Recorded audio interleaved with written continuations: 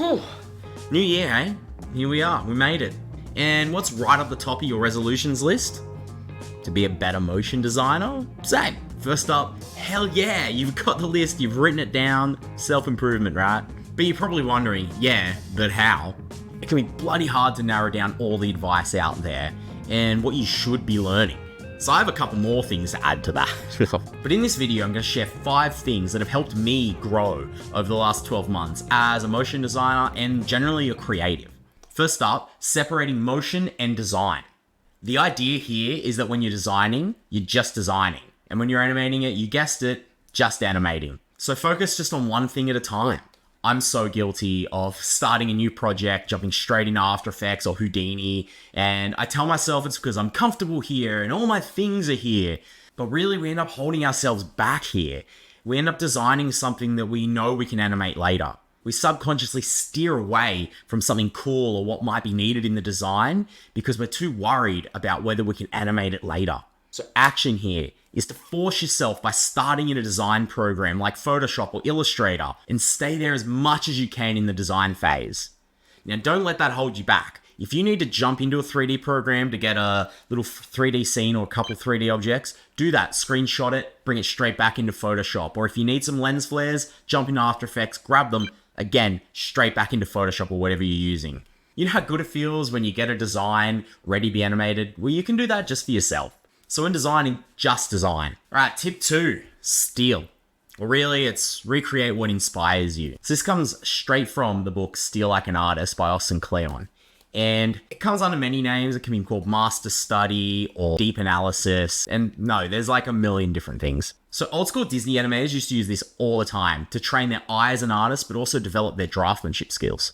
I find myself wanting to spice things up with some new skills all the time, and I end up watching new tutorials and all that sort of stuff. But really, it's probably just edutainment. They're just cool, fun things to learn. Sometimes I learn stuff, but without a purpose, that information stays in my head for like 3 days max. But recreating something you love, like, gives you a project.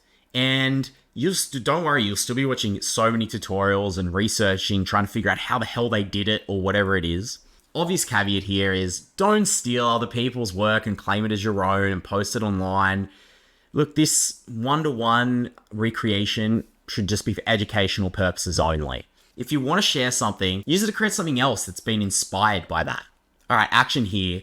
Go select your favorite piece of art that you'd want to recreate, whether it's a shot from a movie, a shot from an awesome title sequence, or maybe a cool MoGraph project on Instagram. And then go recreate it as close to one-to-one as you can. Learn how it feels to place that light to get that exact rim lighting given from your reference. Understand exactly what colors were used in that cool MoGraph spot. And if one-to-one's too much, you can scale it back to just one core idea, like learning layout by placing cubes in a scene and the camera to match your reference, or recreating the movement of a piece without texture, color, or anything. Over time, you're going to build these references in your head and experience how it feels to have good art come out of your pencil in your hands or your mouse, which can guide you later in your own projects.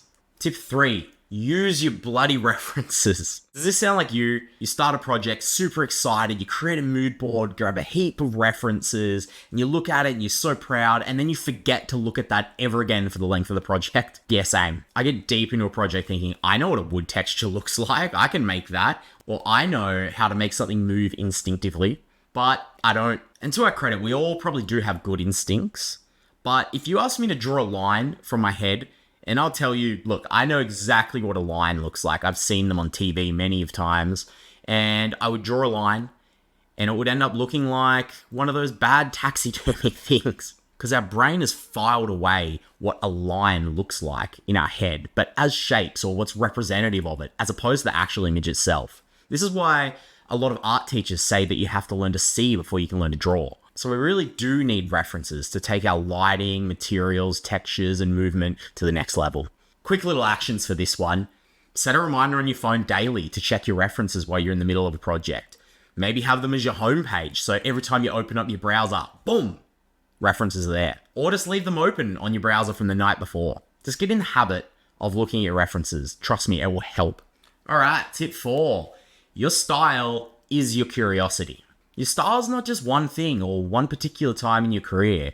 It encompasses everything.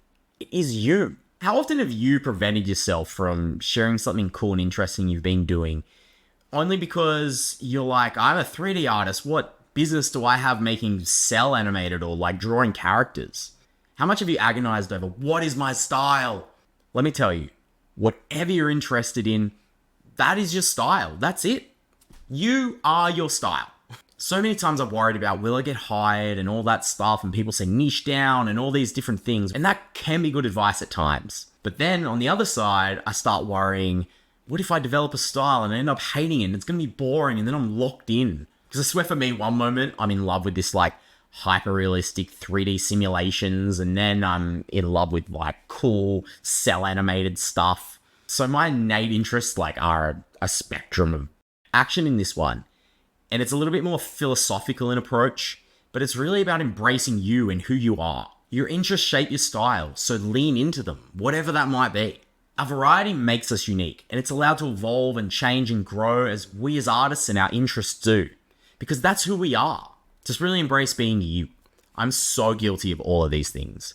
And even in the last year, as while I've been developing myself as an artist and a designer, I'm still not perfect. So the last one, again, pretty philosophical, but it's really give yourself some grace. I like to think I have a little grace. You're allowed to feel tired, have breaks, not always hustling. The trajectory of your learning isn't a straight line up. When you zoom in, it's going to have ups and downs and all arounds, but over the long term, it's always going to be up, and sometimes we have to zoom out to see that. None of us have it figured out, and that's okay. What really matters is showing up over the long term and staying in the game. And you'll improve bit by bit over time. But don't forget resting when you need to as well. I mean, I've made this video about all these things I've been improving over the last 12 months. And it's as true now as it will be 12 months from now. I'll still be trying to perfect those things. This video is as much for you and past me as it is for future me. If any of this has resonated with you, I hope the actions can help you like they have me. And what's your tip going into 2025? Chuck it in the comments. I'm keen to hear what you're thinking, and have an awesome year.